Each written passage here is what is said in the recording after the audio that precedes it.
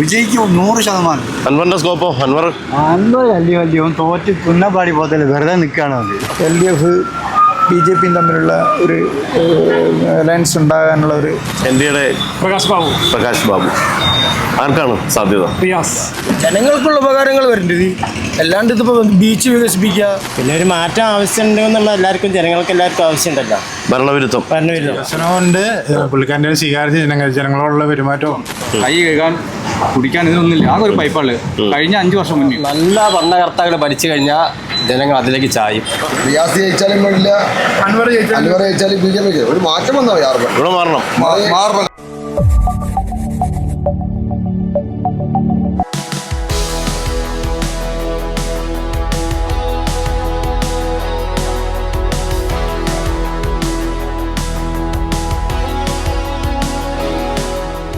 Safe guard entertainments ബേപ്പൂരാണ് കേരളത്തിലെ ശക്തമായ ത്രികോണ മത്സരം നടക്കുന്ന മണ്ഡലങ്ങളിൽ ഒന്ന്.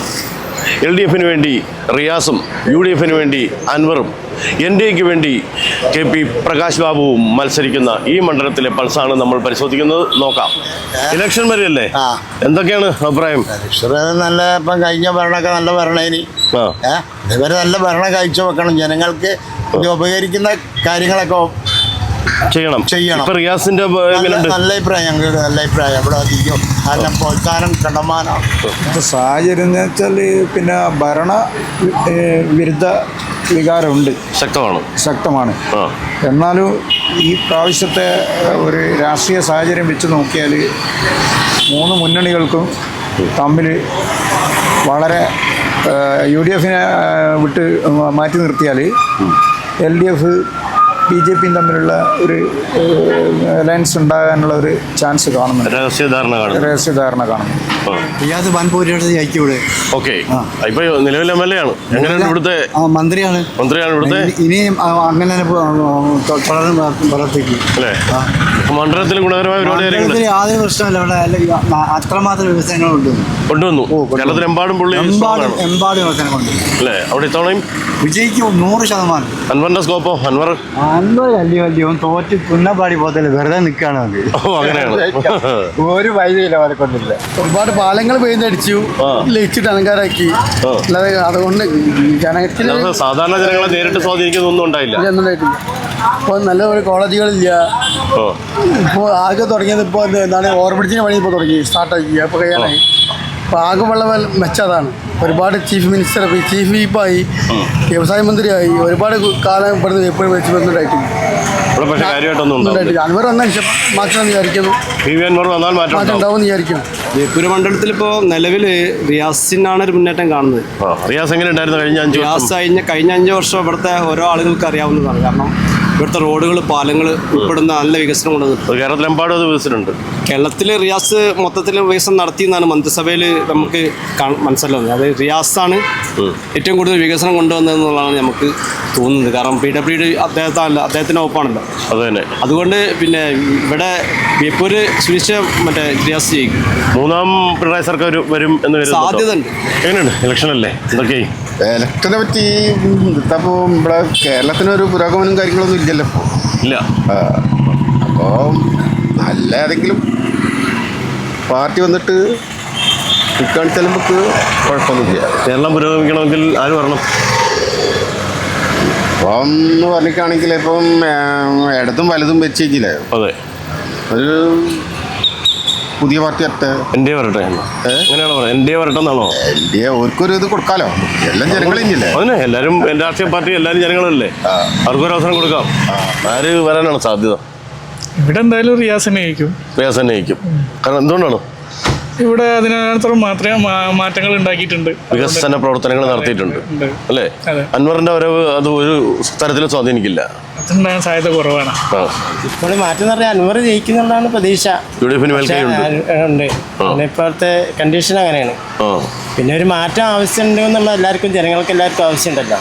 ഭരണവിരുദ്ധം ആവശ്യമുണ്ടെന്നുള്ളത്. അതുകൊണ്ട് വലിയ കുഴപ്പമില്ല എന്നുള്ളതാണ് അതോടെ ഇപ്പം മുന്നോട്ട് പോകണമെന്നുള്ളതാണ് എല്ലാവരും ആഗ്രഹം. മുഹമ്മദ് റിയാസ്, PV അൻവർ, NDAയുടെ പ്രകാശ് ബാബു, ആർക്കാണ് സാധ്യത? റിയാസ് ജയിക്കും. ഉറപ്പാണ്.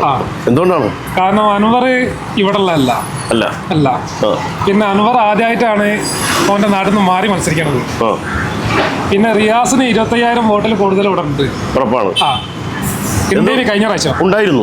ഇപ്പൊ MLA ആണ് സ്ഥാനത്ത്. ആ MLA ഇതിലൊരു പ്രവർത്തനം മിനിസ്റ്ററായിരുന്നു. ആയിരുന്നു. ആ പ്രവർത്തനം എങ്ങനെ ഉണ്ടായിരുന്നു? നല്ല പ്രവർത്തനമാണ്. ഇവിടെ ഒരുപാട് കാര്യങ്ങൾ ചെയ്തിട്ടുണ്ട്. സാറ്റിസ്ഫൈഡ് ആണ്. ഉറപ്പിച്ച് പറയാൻ പറ്റാത്തൊരവസ്ഥയിലാണ്. കാരണം കഴിഞ്ഞ കാലങ്ങളിലെ പോലെ അല്ല. ഇപ്പോൾ ജനങ്ങളുടെ മനസ്സ് മെല്ലെ മെല്ലെ മാറി വരുന്ന ഒരു കാലഘട്ടമാണ്. ഒന്നും ഉറപ്പിച്ച് പറയാൻ പറ്റാത്ത ഒരു സന്ദർഭത്തിലാണ് കടന്നു പോകുന്നത്. അപ്പോൾ നല്ല ഭരണകർത്താക്കൾ ഭരിച്ചു കഴിഞ്ഞാൽ ജനങ്ങൾ അതിലേക്ക് ചായും. കേരളത്തിൽ ഏറ്റവും ശക്തമായ ശ്രദ്ധ കേന്ദ്രമായ ഒരു മണ്ഡലമാണ് അല്ലേ ബേപ്പൂര്? സാധ്യത എങ്ങനെ കാണുന്നു? റിയാസ് ജയിക്കുന്നു. ജനങ്ങൾ റിയാസിനൊപ്പമാണ്. റിയാസിന്റെ വികസനം ആണോ അവർ പ്രധാനമായിട്ട് ചർച്ച ചെയ്യുക? വികസനമുണ്ട്, പുള്ളിക്കാരൻ്റെ സ്വീകാര്യ ജനങ്ങളോടുള്ള പെരുമാറ്റവും വ്യക്തിത്വം എല്ലാം സ്വീകാര്യമാണ്.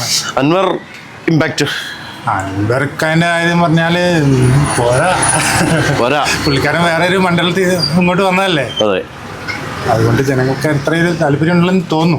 ഫൈറ്റ് ചെയ്യുന്നുണ്ട്. അൻവർ ഫൈറ്റ് ചെയ്യുന്നുണ്ട്. ജയിക്കുന്നുള്ളത് പറയാൻ പറ്റില്ല. ഗ്യാസിന് ക്ഷാമം നേരിടുമല്ലേ? ഗ്യാസുറ്റിയല്ലേ? ക്ഷാമുണ്ട്. കളിച്ചു നോക്കുന്നുണ്ട്. LDF കൂടുതൽ ചാൻസ് ഇവിടെ കാണുന്നുണ്ട്. മുഹമ്മദ് റിയാസ് ആണ് അല്ലേ? അദ്ദേഹത്തിന്റെ ഈ വികസനം ചർച്ചയാവുന്നുണ്ട്. വികസനമല്ല, നേരത്തെ ഉള്ള ഒരു മെമ്പർ എന്നുള്ള ആൾക്ക് മുൻ MLA. അതെ, നിലവിലുള്ള MLA നിലയിൽ കൂടുതൽ സാധ്യത റിയാസിനാണ് ചാൻസ് കാണുന്നത്. ഇലക്ഷൻ വരെയാണ്. എന്താണ് അഭിപ്രായം? ഇലക്ഷൻ വന്നു കഴിഞ്ഞാൽ നല്ലൊരു വികസനം ഇവിടെ കാണണം. ഈ ഹാർബറിൽ ഒരു വികസനവും ഇല്ല. റിയാസ് മിനിസ്റ്ററാണ്. റിയാസ് മിനിസ്റ്റർ ആയാലും ഇനിയിപ്പോൾ ആര് മിനിസ്റ്റർ ആയാലും ഈ ഹാർബറിലേക്കുള്ള ഒരു ഇതുമില്ല.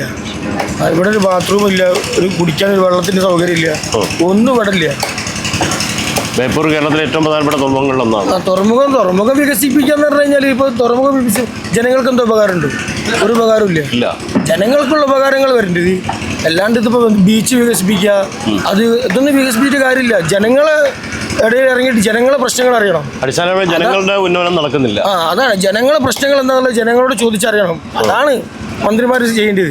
അല്ലാണ്ട് ഇത് അവിടെ ഇവിടെ വെറുതെ കോടികൾ പാസ്സാക്കിയിട്ട് എന്താ കാര്യമോ? ഒരു കാര്യമില്ല. ഒരു മാറ്റം വരണം, അത്രേ ഉള്ളൂ. വേറെ പറയാൻ നിലവിലുള്ള ആൾ മാറണം. ഒരു മാറ്റം വരണം. എങ്കിലും ഇവിടെ പുരോഗതി ഉണ്ടാവും. നമുക്കൊരു എല്ലാവർക്കും ജോലി ഉണ്ടാവും, പണം ഉണ്ടാവും, നല്ലൊരു കോണത്തിലേക്ക് പോകണം. മുഹമ്മദ് റിയാസ് ഇപ്പം മന്ത്രിയായി. 5 വർഷം മുന്നേ ഇവിടെ വോട്ട് അഭ്യർത്ഥിക്കാൻ വന്നിരുന്നു. അന്ന് ഞങ്ങൾ പറഞ്ഞു നമ്മുടെ കുടിവെള്ള പ്രശ്നം, വെള്ളത്തിന്റെ പൈപ്പ് ലൈൻ, വെള്ളത്തിന്റെ പ്രശ്നം മാത്രം പറഞ്ഞു. പല ബുദ്ധിമുട്ടുകളുണ്ട്, അതൊന്നും പറഞ്ഞില്ല. പക്ഷെ സാധാരണക്കാരൻ്റെ ഒരു ആവശ്യമാണല്ലോ വെള്ളം. കൈ കഴുകാൻ, കുടിക്കാൻ ഇതിനൊന്നുമില്ല. ആകെ ഒരു പൈപ്പാണ് കഴിഞ്ഞ 5 വർഷം മുന്നേ. ഇപ്പോൾ ആ പൈപ്പ് ചാല് പോകുന്നത് നിങ്ങൾ പോയി നോക്കിയാൽ പറയാം. പൈപ്പിന്റെ ലൈന് കംപ്ലീറ്റ് ഡ്രൈനേജ് കൂടെ പോകുന്നത്. സാറ് വന്ന് നോക്കിയാൽ മനസ്സിലാവും. ഇപ്പോഴും ഒരൊറ്റ കണക്ഷൻ വെള്ളം, ഒറ്റ പൈപ്പേ ഉള്ളൂ ഇത്ര കാലമായിട്ട്. ഇപ്പോഴും അതിൽ വെള്ളമില്ല. ഈ മീനിന്റെ സ്മെല്ല് കണ്ടില്ലേ, വളത്തിലേക്ക് കൊണ്ടുപോകണം. പക്ഷെ അത് കഴിഞ്ഞിട്ട് ഒന്ന് കൈ കാല് കഴുകാണ്. ഒരു മുഖത്തേക്ക് ഒരു ഈ ചൂട് സമയത്ത് സ്വല്പം വെള്ളം എടുത്ത് മുഖത്തൊന്ന് അത് ഭയങ്കര ബുദ്ധിമുട്ട് തന്നെയാണ്. അത് വെള്ളത്തിന്റെ കാര്യം. മെയിനായിട്ട് ഒരു ബാത്റൂം സൗകര്യം ഇല്ല, അതേമാതിരി കുടിവെള്ളം ഇല്ല. ഇവിടുത്തെ ശോചനാവസ്ഥ നിങ്ങൾ കാണില്ലേ? നിങ്ങൾ പറയുന്ന പോലെ ഏതാണ്ട് എല്ലാ പേരും ഇത് തന്നെയാണ് പറയുന്നത്. ഇവിടെ മൊത്തം ഇത് തന്നെയാണ്. റിയാസാണെങ്കിൽ ബീച്ചും മാത്രമേ വികസനം. സാധാരണക്കാർക്കുള്ള പണിയെടുക്കാൻ നിൽക്കുന്ന പോലെ വികസനം. 3000 ആൾക്കാർ ജോലിയാണ് സ്ഥലം. കോടികണക്കിന് ബിസിനസ് എടുക്കുന്ന സ്ഥലമാണ്. അതുവരെ ഇവിടെ അതിന്റെ വികസനം ഇങ്ങോട്ട് എത്തുന്നില്ല. ഇപ്പോൾ ആര് ജയിച്ചാലും വേണ്ടി ഒരു മാറ്റം തരും വരും. Okay, thank you. റിയാസ് ജയിച്ചാലും വേണ്ടില്ല, അൻവർ ജയിച്ചാലും BJP ഒരു മാറ്റം വന്നോ? ഇവിടെ മാറണം. ആർക്കും കൂടി സപ്പോർട്ട് ഇല്ല. മനുഷ്യനാണ് ഇവിടെ പണിയെടുക്കുന്നുള്ളൊരു ബോധ്യം വേണം. അത് മാത്രം മതി. ബേപ്പൂർ മണ്ഡലത്തിൽ ആകെ സഞ്ചരിച്ചപ്പോൾ വ്യത്യസ്തവും സമ്മിശ്രവുമായ അഭിപ്രായമാണ് ലഭിച്ചിരുന്നത്. പക്ഷേ ബേപ്പൂർ പോർട്ടിലെത്തിയപ്പോൾ ഈ തുറമുഖത്തിലെ തൊഴിലാളികളുടെ അഭിപ്രായം നേർ വിപരീതമാണ്. അവർ പറയുന്നത് ഇവിടെ വികസനമില്ലായ്മയെക്കുറിച്ച്, ഡ്രെയിനേജ് സംവിധാനമില്ലാത്തതിനെക്കുറിച്ച്, കുടിവെള്ളമില്ലാത്തതിനെക്കുറിച്ച്, പരിതാപകരമായ അവരുടെ തൊഴിൽ സാഹചര്യത്തെ പറ്റിയാണ് ഒട്ടനവധി പരാതികൾ. ഏതാണ്ട് എല്ലാവരും ഒരേ വാചകം ആണ് പറയുന്നത്. അത് നേർക്കാഴ്ചയിലും അങ്ങനെ തന്നെയാണ്. ഇലക്ഷനിൽ അത് പ്രതിഫലിക്കും എന്നാണ് അവർ പറയുന്നത്. ബാക്കി നമുക്ക് റിസൾട്ടിൽ കാണാം.